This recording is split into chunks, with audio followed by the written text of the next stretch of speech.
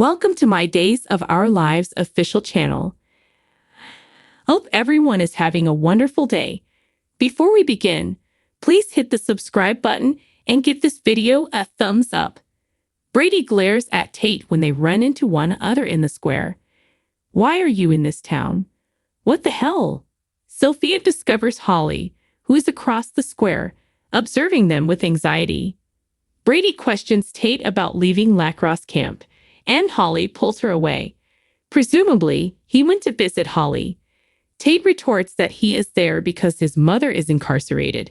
He is furious and wants to know why Brady didn't tell him about it. Andrew kneels beside Paul on a bed at the Salem Inn and strokes his shoulders. Both of them are shirtless. Andrew gives Paul's shoulders a massage as they are sleeping at the Salem Inn. Paul is in shock that John was discovered in Missouri. When he returns safely to Salem, he will feel a lot better. He worries about Brady, however. Had he informed Marlena that he had discovered him drinking? According to Andrew, there was nothing to report since he didn't really drink it. Andrew wants to hear Paul reiterate that he is correct. Paul gives him a kiss while jokingly stating that it won't happen.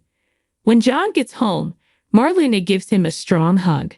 Since his plane had arrived early, he intended to surprise her. In addition, Jack and Chad lingered to learn more about Abigail. Marlena insists on bringing John to the hospital as he starts to weaken. John and Marlena exchange gentle smiles as she holds John's chin in hers. In the Poplar Bluff chamber, Jack examines the bracelet that Chad discovered. Chad is aware that Abigail wore it on the evening of her death. There isn't any other reason it might exist. It demonstrates that she is the mysterious lady. Leo stole jewels from Abigail and fenced it via Clyde, as Jack points out. Clyde is leading them on with something he might have kept. A lady with blonde hair watches from the corridor. The guys bolt out as she turns to escape. Chad takes hold of her arm. Marlena questions why John was detained in Missouri and who assaulted him in Greece when she is in a medical exam room. Since Konstantin is the only person in Greece who may want to harm him and is already deceased, John is unaware of this. Is it someone from Poplar Bluff? Marlena thinks. John did wonder whether Jack and Chad's quest for Abigail had anything to do with what had happened to him. Sophia is being pulled by Holly towards the Brady pub, where the girls argue. Sophia questions the whereabouts of her money and her silence on Holly's surreptitious meetings with Tate. Holly will bring it to her shortly. She just deposited her first check. Sophia also wants the tips. Sophia comments that Holly must truly adore Tate as she delivers her the money. If they've done it, she queries. Holly responds, no, in an embarrassed way. Sophia makes fun of her by implying that Tate is homosexual or that he has just changed his mind about her. Holly stomps off, becoming defensive. Sophia smiles. Brady tells Tate in the square that he's been screwed up.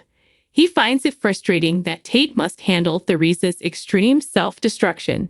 Additionally, he worries nonstop about Rachel having Kristen as a mother. How on earth could he have gotten close to two such damaged women? If he doesn't support Tate, it's because he's having a hard time and is overwhelmed. Tate offers to return from camp so that the two of them can work through this. Brady believes it's not a wise move. Andrew is pushed up in bed with his bare chest and his head resting on Paul's shoulder. As they catch their breath in bed, Paul tells Andrew that he's much calmer now. He expresses his gratitude for Andrew's unwavering support, particularly during his difficult moments due to Theresa's pranks. EJ calls, and Andrew concerns that EJ may back out of the arrangement they worked up for her. After Paul and Andrew depart the Salem Inn, Tate and Brady are fighting about Tate's decision to remain at the lacrosse camp. Andrew informs them that Theresa would only have to spend 6 months since EJ approved the agreement.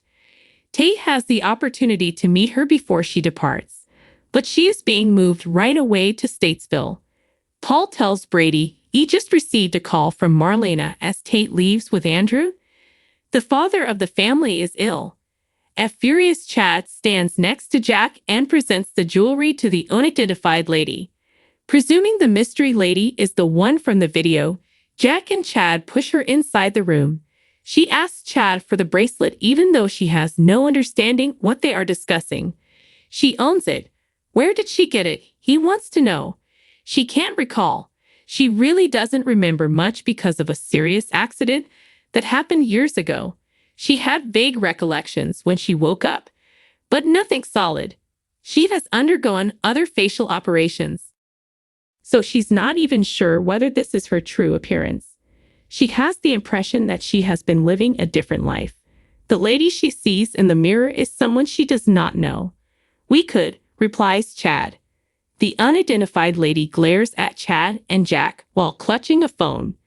Jack and Chad clarify that the mysterious lady may be Abigail, Jack's daughter, and Chad's wife.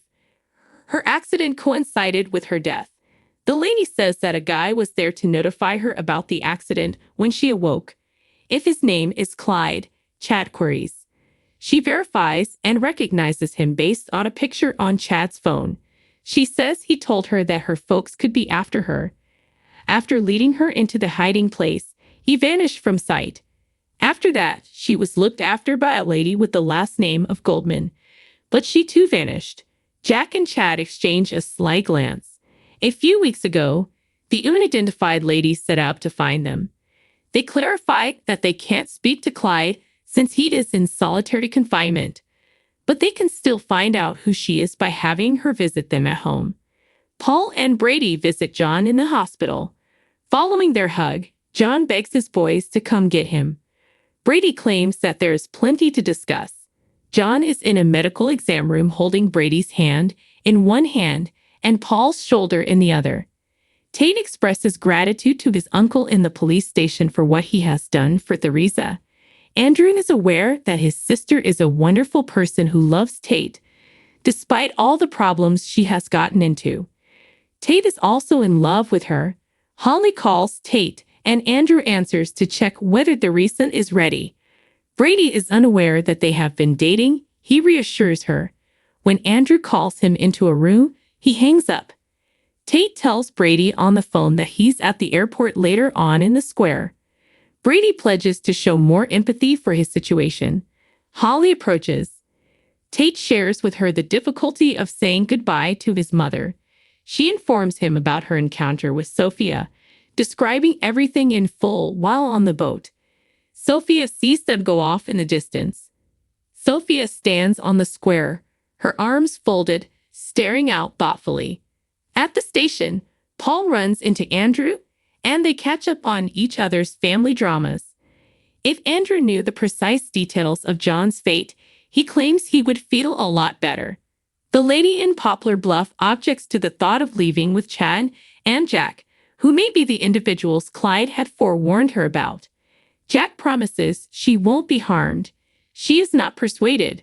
Chad promises they only want to assist her in discovering who she is. She consents to go, but he's dead meat if he touches her. Thanks for watching. If you like this video, so please don't forget to subscribe my channel and don't miss any update.